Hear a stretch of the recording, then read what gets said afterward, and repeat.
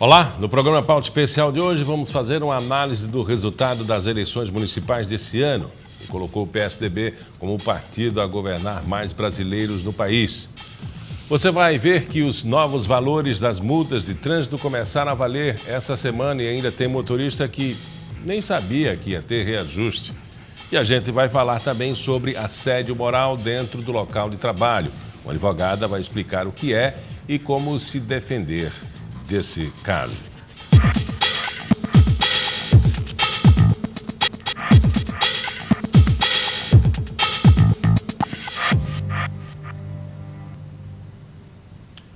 Entraram em vigor essa semana os novos valores das multas de trânsito no Brasil. O reajuste chegou a 66% em alguns casos. Os motoristas reclamaram do valor, mas acham que a medida é necessária para diminuir os acidentes nas ruas. Tem motorista que ainda não está sabendo, mas os novos valores já estão valendo. Não estou sabendo de nada. Motoristas de todo o país devem ficar ainda mais atentos às infrações de trânsito. É que desde esta terça-feira, 1º de novembro, os valores das multas leves, médias, graves e gravíssimas tiveram um reajuste entre 52% e 66%. O maior foco desse aumento é a redução de acidentes, consequentemente, maior preservação de vidas. O valor das infrações gravíssimas passa de R$ 191,54 para R$ 293,47. Já as multas consideradas graves foram reajustadas de R$ 127,69 para R$ 195,23. Para a infração média, o valor passa de R$ 85,13 para R$ 130,16. As infrações leves, que custavam R$ 53,20, passaram para R$ 88,38. Além do aumento no valor das multas, também houve mudança de categoria em algumas infrações. Dirigir e utilizar telefone celular ao mesmo tempo, por exemplo, que era considerado como multa média, passou a ser gravíssima. Estacionar em vaga de deficientes ou idosos sem credencial também passou a ser multa gravíssima. A multa para quem for pego dirigindo após consumo de álcool também foi reajustada. Antes o valor era de R$ 1.951 e agora ele passou para R$ 2.930,70. Lembrando que quem for pego dirigindo após o consumo de álcool e não autorizar a realização do bafômetro também será multado. Os motoristas, apesar de acharem que os valores das multas são altos, concordam com o novo reajuste. Foram valores reajustados muito altos, mas, por outro lado, é para segurança, né? Para segurança, porque é muito acidente. É um meio de segurança, né? Para exigir que as pessoas respeitem a lei de trânsito, entendeu?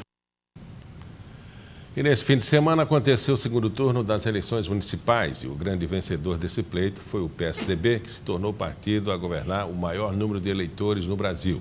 Outro dado que chamou a atenção esse ano foi o alto nível de abstenção, votos nulos e brancos. E para explicar esse novo cenário político do país, eu converso agora com o cientista político Ranulfo Paranhos. Antes, para se entender melhor, a jornada da Polícia Federal, Sérgio Moro, tiveram importância nesse novo cenário? Miguel, a gente costuma entender eleições como sendo o dia da eleição, como sendo o resultado de uma série de fatores, ou seja, um conjunto de variáveis muito grande.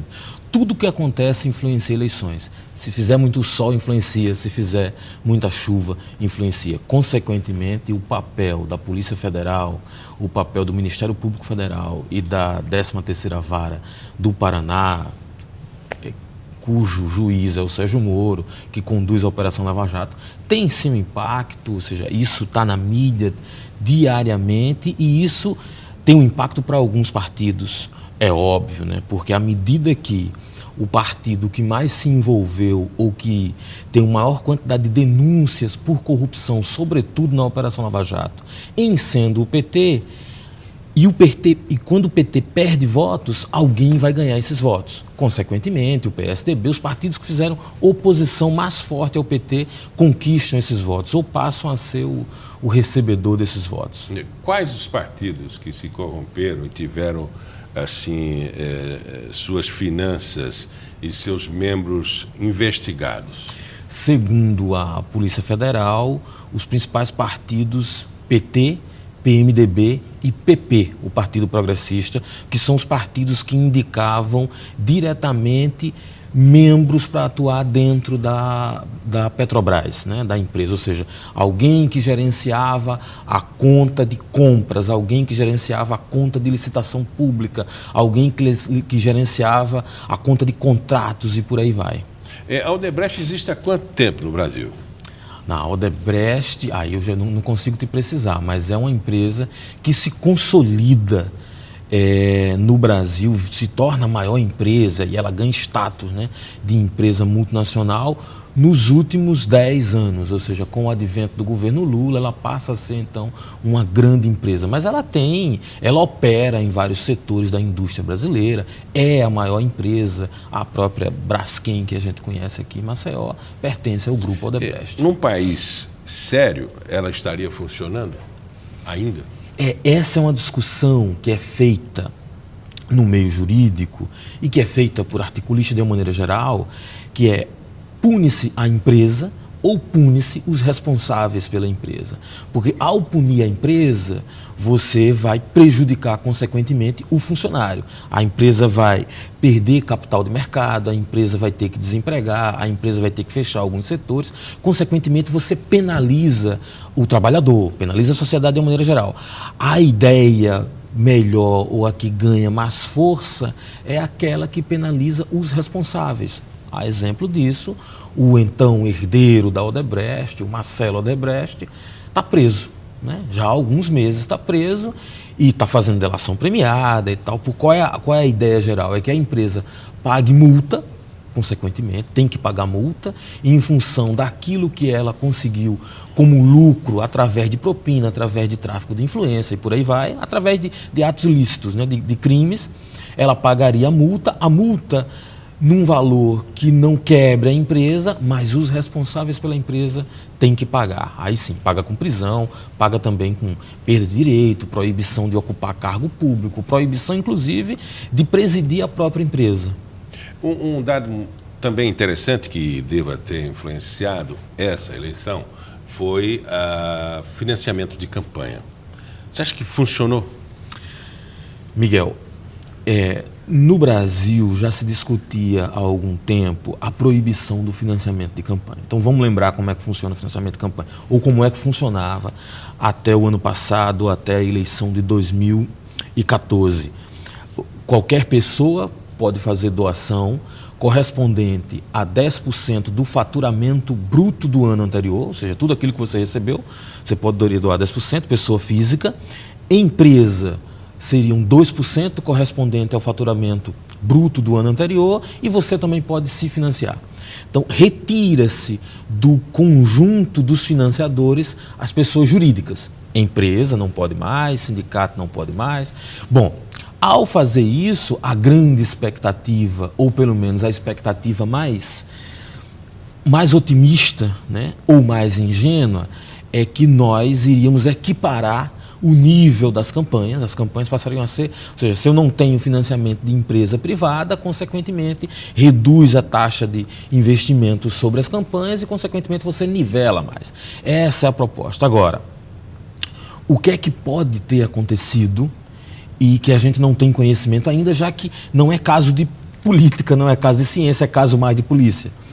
É o aumento do Caixa 2, né? Porque aí eu costumo dizer que tem algumas questões muito importantes em relação ao financiamento de campanha. Proibir que empresas financiem campanhas, você não retira a vontade ou o desejo da empresa em investir nos seus interesses. 2, o político sempre vai precisar do dinheiro, ele sempre vai querer o dinheiro da empresa. Como eu não retiro nem a vontade nem de um nem de outro, nem do político nem da empresa, consequentemente, há uma possibilidade de Caixa 2. Ou seja, eu não retirei os incentivos nem de um e nem de outro. Essa é uma questão interessante.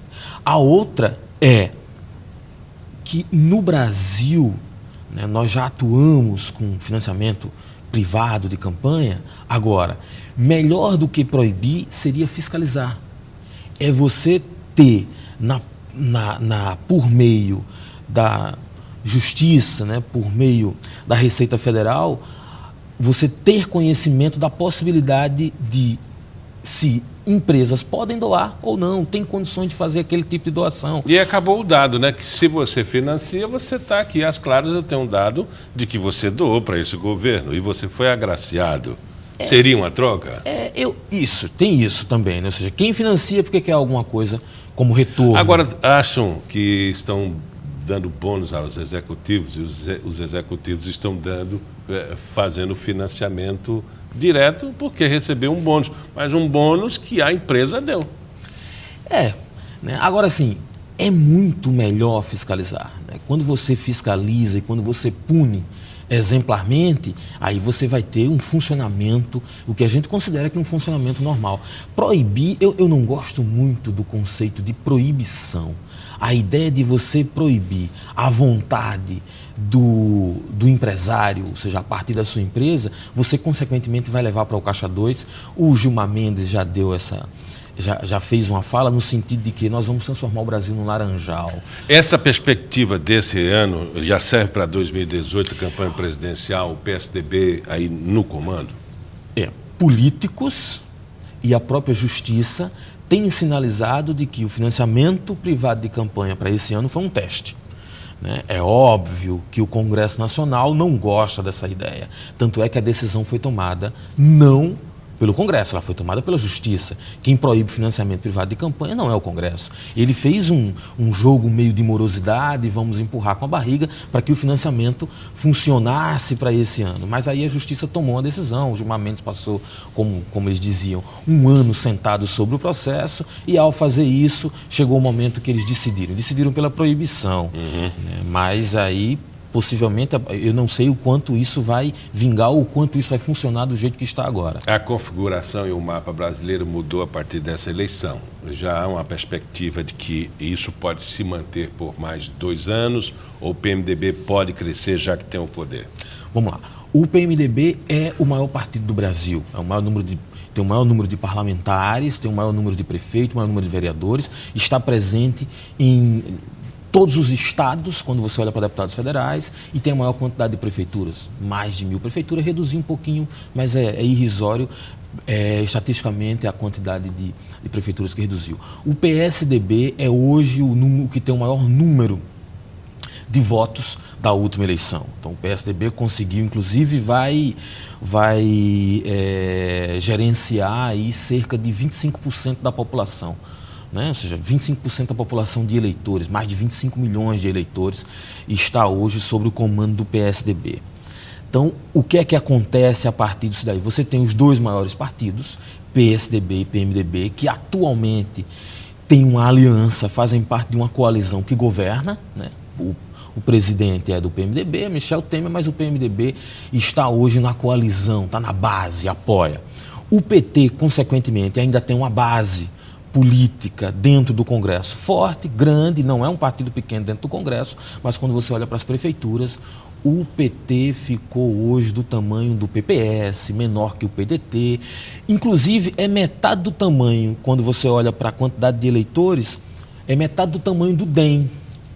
O DEM, que é o partido que alguns anos atrás, o PT, na fala do próprio ex-presidente Luiz Inácio Lula da Silva, disse que queria extinguir do país, né? Ou seja, vamos extinguir o DEM. Hoje o DEM é 2 vezes o tamanho do PT. Parece um karma instantâneo ou uma piada de mau gosto que se conta e depois você paga por ela. Agora, para 2018, a probabilidade do Michel Temer ser candidato é baixa, porque faz parte dos acordos, fez parte de todo o conjunto de acordo para ele assumir, né? Ou seja, pós-impeachment, assumir a presidência da República. Consequentemente, ele já se comprometeu publicamente que não se candidata. Quer a nossa inflação esteja perto do 0 e o PIB esteja em 10, quer a gente esteja numa desgraça econômica pior do que a atual. Ele já se comprometeu, não é presidente, ele fala, tanto é que é um governo que toma decisões muito rápidas, porque é um governo que vai durar esse ano, 2017 e 2018. É um governo aí de 2 anos e 3 meses mais. Consequentemente, o PSDB tem a maior capilarização, ou seja, é o partido hoje que tem a maior quantidade de prefeituras em número de votos. Então, consequentemente, o candidato à presidência pelo PSDB vai ter condições de visitar o país e se capilarizar. A gente está falando de centro-direita. A esquerda tem chance depois dessa trajetória do PT? A trajetória da esquerda sofreu um grande abalo. Primeiro, por conta do PT e polícia, PT, né, Petrobras, Lava Jato, e o PSB, que sofreu um abalo muito grande com a morte do Eduardo Campos, que era quem tinha um projeto, quer queira, quer não, o PSB está no espectro do centro-esquerda. E hoje o PT tenta ressurgir, possivelmente, o PSB tenta ressurgir possivelmente com o Geraldo Alckmin, que é quem, talvez, dentro do PSDB, o candidato, o político que mais capitalizou para si. Né? Porque em São Paulo o Geraldo Alckmin cresceu muito. E ele cresceu e deu fôlego, inclusive, ao PSB, porque é uma válvula de escape para ele em 2018, caso ele não consiga ser candidato pelo PSDB, ele vai para o PSB. Conversamos com o Ranulfo Paranhos, cientista político, professor da UFAL. Muito obrigado pela entrevista. Sempre à disposição. E vamos fazer um pequeno intervalo. Na volta vamos falar sobre assédio moral no local de trabalho com a advogada Raquel Ramalho.